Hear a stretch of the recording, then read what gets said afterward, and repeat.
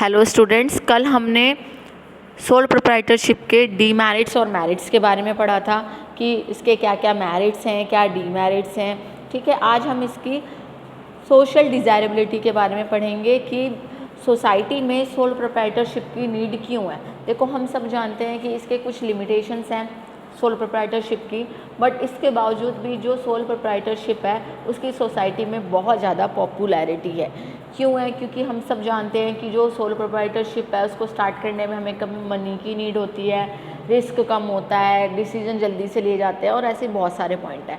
तो हम उन्हीं पॉइंट्स के बारे में डिस्कशन करेंगे कि why sole proprietorship is so popular in society. तो हम फर्स्ट पॉइंट इसका पढ़ते हैं। इसका फर्स्ट पॉइंट है employment to large number of person. देखो, एम्प्लॉयमेंट मतलब ये काम देता है, किसको काम देता है? Large number of person.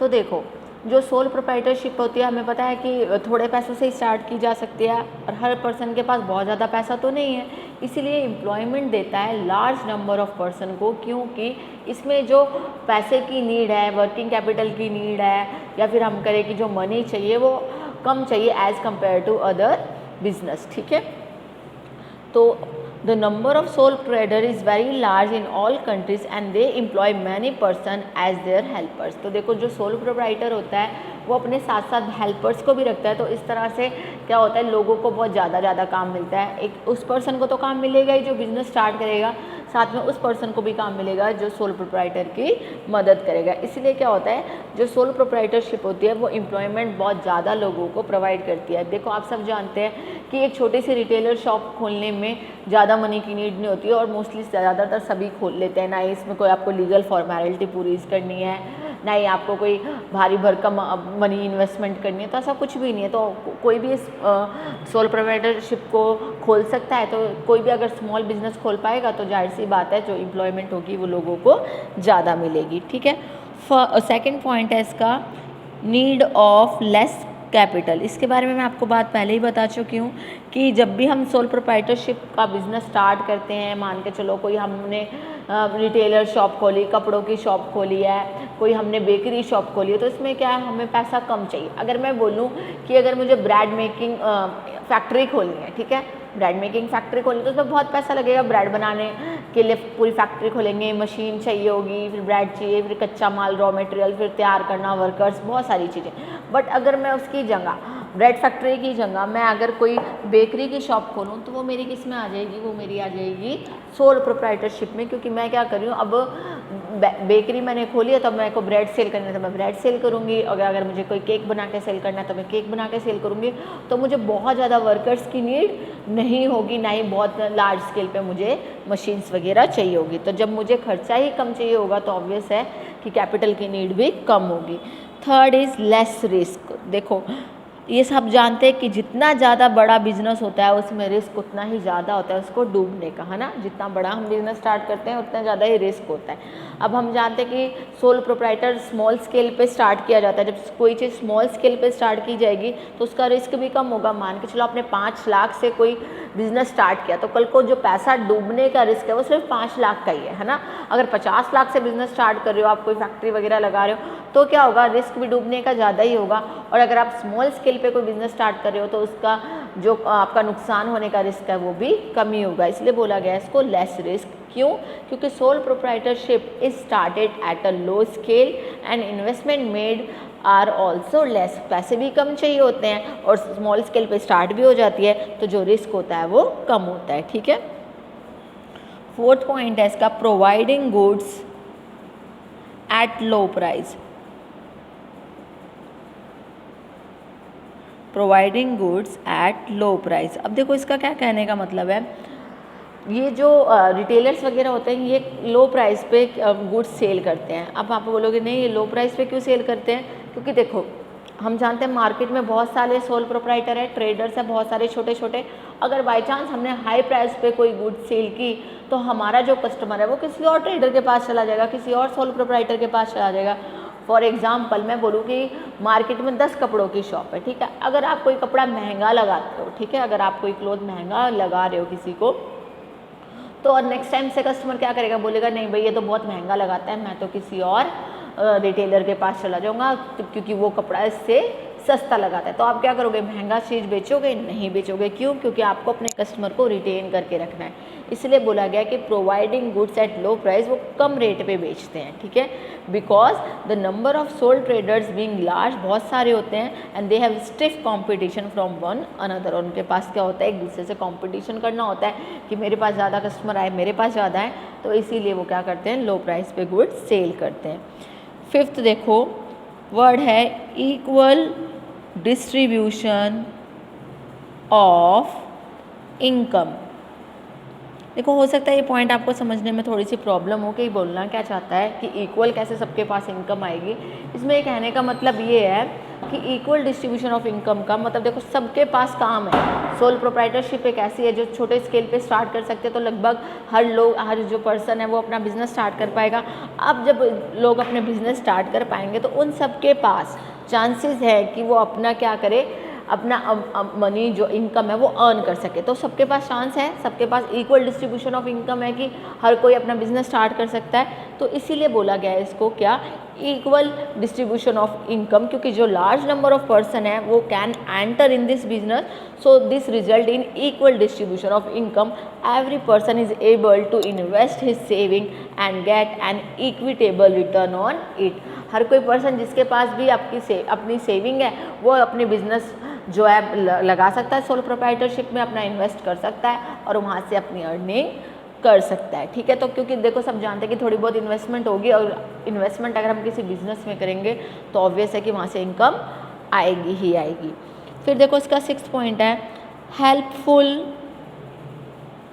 To small producer. अब ये बोलोगे आप ये स्मॉल प्रोड्यूसर्स के लिए कैसे हेल्पफुल हो सकता है। देखो हम सब जानते हैं कि जो सोल ट्रेडर्स होता है वो स्मॉल क्वांटिटी में चीज़ें खरीदता है, लार्ज क्वांटिटी में तो खरीदता नहीं है। तो जब वो स्मॉल क्वांटिटी में चीज़ खरीदेगा तो वो किसके पास जाएगा, स्मॉल प्रोड्यूसर के पास जाएगा, और स्मॉल प्रोड्यूसर से वो चीज़ परचेज़ करेगा और सेल किसको करेगा, कंज्यूमर को सेल करेगा। जैसे मैंने आपको बात बोली कि मैंने कोई बेकरी शॉप खोली, ठीक है, मैंने कोई बेकरी शॉप खोली। अब मैं क्या करूँगी, अगर मुझे कोई ब्रेड वगैरह लेनी है तो मैं आसपास जो लोकल में कोई ब्रेड बनाती होगी कंपनी, उससे ब्रेड परचेज कर लूँगी। तो मैं कहाँ गई, एक स्मॉल प्रोड्यूसर के पास गई। मैं लार्ज स्केल के प्रोड्यूसर के पास नहीं गई कि जो ब्रेड भी बनाता हो, बटर भी बनाता हो, मिल्क प्रोडक्ट्स बनाता हो, वीट से रिलेटेड सारे प्रोडक्ट बनाता हो। नो, मैं किसके पास गई, एक स्मॉल प्रोड्यूसर के पास गई जो वो ब्रेड बनाता था स्पेशल, क्योंकि मुझे वहीं से परचेज़ करनी थी और मुझे मेरा काम ही किसका है, ब्रेड का काम है, ठीक है। तो इसलिए बोला गया है कि जो स्मॉल रिटेलर होते हैं, जो सोल प्रोप्राइटर होते हैं, वो स्मॉल जो प्रोड्यूसर होते हैं उनके पास ज़्यादा जाते हैं, ठीक है। तो इससे क्या होगा, जो नंबर ऑफ इंटरमीडिएट है, अब इंटरमीडिएट का मतलब होता है, मान के चलो कि इंटरमीडिएट का मतलब था बीच वाला, ठीक है, जो बीच वाला पर्सन होता है, जो आप देखो जैसे मान लो मैं रिटेलर हूँ और मुझे किसी मैन्युफैक्चरर से चीज़ खरीदनी है। अगर वो मैन्युफैक्चरर बहुत लार्ज स्केल पे काम कर रहा है तो मैं अगर छोटी सी क्वांटिटी मांगूंगी वो मुझे देगा नहीं देगा। तो जो बड़ा प्रोड्यूसर है उससे चीज़ लेने के लिए पहले मुझे होलसेलर को बोलना पड़ेगा कि भाई होलसेलर भाई तू बल्क में उससे चीज़ खरीद ले और मैं तुझसे स्मॉल में खरीद लूँगा। तो क्या होगा, बीच में कौन आ गया, इंटरमीडिएट आ गया। इंटरमीडिएट का नाम क्या हो गया यहाँ पर, होलसेलर। तो यानी कि अगर कोई लार्ज स्केल पे प्रोडक्शन कर रहा है तो पहले मुझे होलसेलर से परचेज करेगा, फिर मुझे होलसेलर से परचेज करना पड़ेगा और कहीं ना कहीं वो मुझे महंगा पड़ेगा, है ना। बट अगर मैं स्मॉल प्रोड्यूसर से परचेज करूँ तो डायरेक्ट लिंक मेरा प्रोड्यूसर से हो जाएगा और इंटरमीडिएट यानी कि जो बीच वाला पर्सन है, बिचौलिया जिसे कहते हैं, इंटरमीडिएट कहते हैं, ब्रोकर कहते हैं, उसका जो उसको हम एलिमिनेट कर देंगे। एलिमिनेट मतलब उसकी जो नीड है वो ख़त्म हो जाएगी क्योंकि मैं डायरेक्ट मैन्युफैक्चरर से सामान परचेज कर रही हूँ, ठीक है। अब देखो फिर है पॉइंट हेल्पफुल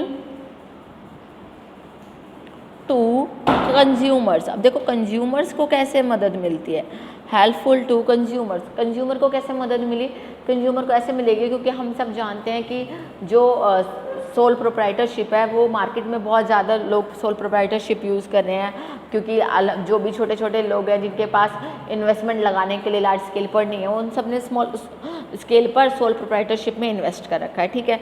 तो उनमें कंपटीशन भी ज़्यादा होगा, जब कंपटीशन ज़्यादा होगा तो जो चीज़ें सस्ती मिलेंगी किसको, कंज्यूमर्स को, तो ये हेल्पफुल हो गया किसके लिए, कंज्यूमर्स के लिए, ठीक है।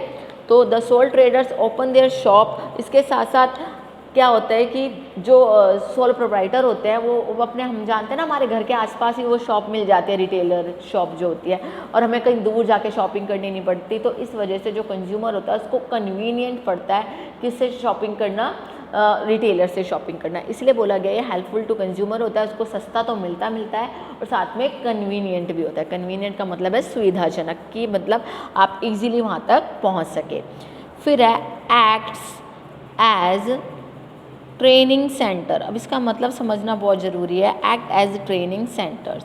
देखो हम सब जानते हैं कि जो बड़े बड़े स्केल पे जो लोग काम करते हैं, ज़रूरी नहीं है कि उन्होंने सारा अपना काम बड़े स्केल पे स्टार्ट किया हो, ठीक है, ऐसा ज़रूरी नहीं है। हो सकता है कि पहले उन्होंने स्मॉल स्केल पे अपना बिजनेस स्टार्ट किया हो और धीरे धीरे बढ़ता वो जो उनका बिजनेस है वो बहुत आगे पहुंच गया और अब उन्होंने लार्ज स्केल पे अपना प्रोडक्शन करना स्टार्ट किया हो। आपने भी देखा होगा कि हम बात करते हैं कि आसपास हमारे सोसाइटी में बहुत सारे ऐसे लोग हैं जिन्होंने बिल्कुल छोटी सी शॉप से अपना काम स्टार्ट किया होता है, रिटेल शॉप से, और धीरे धीरे वो मैन्युफैक्चरर प्रोड्यूसर तक बन जाते हैं। तो जो हम बड़ी स्केल पे काम करना चाहते हैं या फिर हम प्रोडक्शन करना चाहते हैं, इन सब के लिए हमें क्या करनी पड़ती है, जो सोल प्रोप्राइटरशिप है वो act as a training centre, मतलब वो हमें एक ट्रेनिंग देता है कि अगर आप बिज़नेस करोगे तो आपको लॉस भी हो सकता है, प्रॉफिट भी हो सकता है, आपको हर चीज़ के लिए प्रिपेयर होना चाहिए कि फ्यूचर अनसर्टेन है, फ्यूचर में कुछ भी हो सकता है। तो ये सारी चीज़ें जो हैं हमें धीरे धीरे कौन सिखाता है, सोल प्रोप्राइटरशिप भी सिखाती है, क्योंकि ये हमें रिस्क बेयर करना सिखाती है कि हो सकता है कि ये ज़रूरी नहीं है हर बिज़नेस में प्रॉफिट ही हो, कभी कभी लॉस भी हो सकता है। तो ये हमारा कैसा काम करता है, एज अ ट्रेनर काम करता है, ठीक है। तो आई होप आपको समझ में आया होगा कि सोल प्रोप्राइटरशिप की जो नीड है सोसाइटी में वो क्यों है। अब हम इसके बारे में पढ़ेंगे कि जो सोल प्रोप्राइटर है वो कहाँ सूटेबल है, ठीक है। तो अब हम देख लेते हैं कि जो सोल प्रोप्राइटरशिप है वो कहाँ सूटेबल है, मतलब सूटेबिलिटी का मतलब समझते हो कि भाई कहाँ हम यूज़ कर सकते हैं सोल प्रोप्राइटरशिप का, ठीक है। कहाँ पे इसकी हम जो है उसकी जो डिमांड है सोल प्रोप्राइटरशिप की वो सबसे ज़्यादा होगी।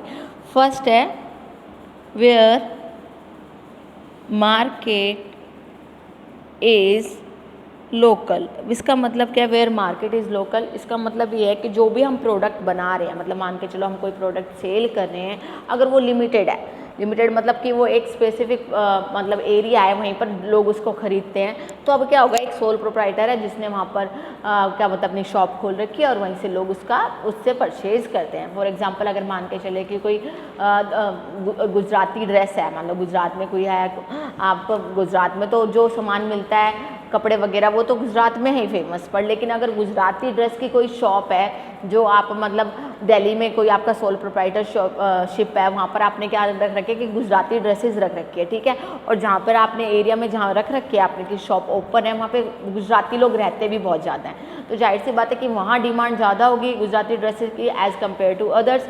तो वहाँ क्या करते हैं कि जो डिमांड है वहाँ पर वो लोकल डिमांड वहीं पर हो रही है गुजराती ड्रेसेस की, क्योंकि गुजराती लोग वहाँ ज़्यादा रहते हैं। तो इसलिए बोला गया है कि जहाँ मार्केट इज़ लोकल, जहाँ पे लोकली वहाँ पे लिमिटेड जो लोग हैं, वहाँ पे प्रोडक्ट जो है लिमिटेड है सिर्फ उसी एरिया में, तो हम वहाँ पे सोल प्रोप्राइटरशिप खोल सकते हैं। आई रिपीट अगेन कि जो मान के चल रहे हैं कि एक स्पेशल प्रोडक्ट है, ठीक है, मैंने आपको बताया जैसे गुजराती ड्रेसेस है उसकी डिमांड किसी स्पेशल जगह पे ज़्यादा है क्योंकि वहाँ गुजराती लोग ही ज़्यादा रहते हैं। अगर हम बाद में बात करें कि बड़े स्केल पे बात करें, अगर मान के चलो कि मैं लार्ज स्केल पे वो काम स्टार्ट करूँ गुजराती ड्रेसेस का, तो वो नहीं चलेगा। क्यों? क्योंकि सब लोग गुजराती ड्रेसेस लेना नहीं चाहते। मोस्टली कौन लेना चाहता है? जो वहाँ पर गुजराती लोग रहते होंगे। तो अब सोल प्रोप्राइटरशिप ने वहाँ पे क्या करा कि गुजराती ड्रेसेस की वहाँ पे शॉप खोल ली है, और वो शॉप सिर्फ वहीं ज़्यादा चलेगी क्योंकि गुजराती ड्रेसेस की जो डिमांड है वहीं ज़्यादा है। ऐसे कोई राजस्थानी ट्रेंड में कुछ कपड़ा परचेज करने की बात हो रही है तो वो राजस्थानी ट्रेंड वाले लोग ही उसको खरीदेंगे। तो क्या हो गया, जो डिमांड होगी वो स्पेसिफिक होगी, उसी एरिया में होगी। अगर मैं बोलूँ कि ऑल ओवर इंडिया में गुजराती ड्रेसेस भेज दूँ लार्ज स्केल पे, तो वो पॉसिबल नहीं है। तो when market for a product is limited only to a particular place, तो scale of production operation will be small, क्योंकि मुझे स्मॉल स्केल पे स्टार्ट करना पड़ेगा, तो हमें वहाँ पर सबसे ज़्यादा सूटेबल क्या होगा, सोल प्रोप्राइटरशिप। ठीक है, अब सेकंड देखो, when personal contact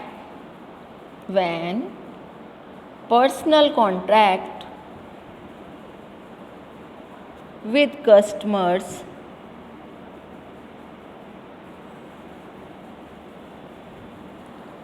is required। तो देखो पर्सनल कांटेक्ट का क्या मतलब होता है, देखो कभी आजकल सब जानते हैं कि ऑनलाइन शॉपिंग का बड़ा ट्रेंड है कि भाई ऑनलाइन शॉपिंग परचेज़ कर लो, ऑनलाइन शॉपिंग से कुछ भी आप परचेज़ कर सकते हैं, है ना।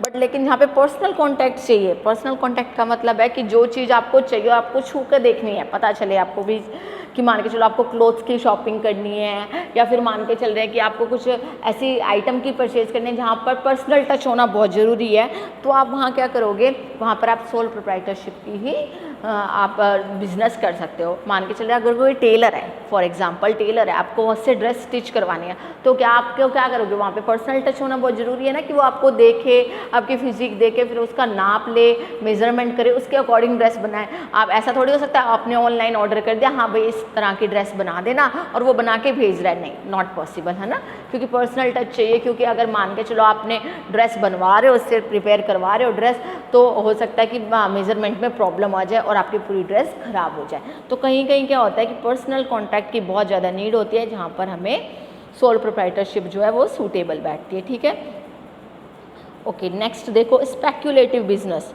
मीनिंग देखो स्पेक्युलेटिव बिजनेस क्या होता है। स्पेक्युलेटिव बिजनेस का मतलब होता है कि आप क्या करते हो स्पेक्युलेटिव बिजनेस में, कि आप कोई सस्ती चीज़ लेते हो और उसको किसी महंगे रेट पे आगे सेल कर देते हो। ठीक है, स्पेक्युलेटिव बिजनेस पे क्या होता है कि आप कोई सस्ती चीज़ परचेज़ करो और आगे थोड़ा सा महंगा आप उसको बेच देते हो। तो इसमें आपको क्या चाहिए, इसमें आपको फटाफट डिसीजन होना चाहिए, कि मतलब आपने सस्ते में परचेज़ किया और फटाफट आपको पता है कि मेरे को डिसीजन लेना है, थोड़ा सा रेट हाई हुआ है इस चीज़ का और आपने उसको सेल कर दिया। मान के चलो कोई आप शेयर परचेज़ कर लेते हो, फॉर एग्जांपल किसी कंपनी के शेयर परचेज़ कर लेते हो, जब वो सस्ते होते हैं, थोड़े से महंगे हुए, आपने कहीं और बेच सेल कर दिए, तो डिसीजन फटाफट चाहिए होता है। तो स्पेक्युलेटिव बिजनेस का मतलब हो गया कि जहाँ आपको फटाफट डिसीजन लेने पड़े सेल और परचेज़ करने के लिए, तो वहाँ पर भी सोल प्रोप्राइटरशिप चलती है। So in speculative business the demand and price of product change quickly. देखो डिमांड भी चेंज होती है और प्राइस जो होता है वो भी चेंज होता है। मैंने बताया ना, कभी प्राइस हाई है और कभी प्राइस लो हो जाएगा। तो बिजनेसमैन को क्या करना पड़ेगा, क्विक डिसीजन लेने पड़ेंगे। ठीक है, क्या लेने पड़ेंगे, क्विक डिसीजन लेने पड़ेंगे। तो क्विक डिसीजन हमने किस में पढ़ा है, किस में होता है, सोल प्रोप्राइटरशिप में होता है। क्योंकि बाकी कोई फर्म अगर बिजनेस है तो आपको क्या करना पड़ता है, कंसल्ट करना पड़ता है अदर पर्सन से, बट इसमें क्या होता है कि आप क्विक डिसीजन ले लेते हो क्योंकि डिसीजन आपका खुद का है। ठीक है, तो इसलिए जो स्पेक्युलेटिव बिजनेस है वहाँ पर भी सबसे ज़्यादा सोल प्रोप्राइटरशिप ही यूज़ होती है। तो आज हमने क्या पढ़ा, आज हमने पढ़ा कि जो सोल प्रोप्राइटरशिप है उसके बारे में, कि वो सोसाइटी में क्यों ज़रूरी है और कहाँ कहाँ जो सोल प्रोप्राइटरशिप है वो यूज़ होती है। मीन्स सोसाइटी में हम कहाँ कहाँ जो नीड है सोल प्रोप्राइटरशिप की वो कहाँ कहाँ है, और सबसे ज़्यादा सूटेबल कौन सा ऐसा बिजनेस है जहाँ पर सबसे ज़्यादा सूटेबल है सोल प्रोप्राइटरशिप। आई होप कि आपको ये लेक्चर समझ में आया हो और आप इससे अच्छे से नोट्स बना सके। Thank you so much students. इसके साथ साथ मैं आपको एक बात और बता देना चाहती हूँ कि जो हमारा थर्ड चैप्टर है जो हम पढ़ रहे थे सोल प्रोप्राइटरशिप, वो भी हमारा कंप्लीट हो चुका है। तो नेक्स्ट वीडियो में हम अपना फोर्थ चैप्टर स्टार्ट करेंगे।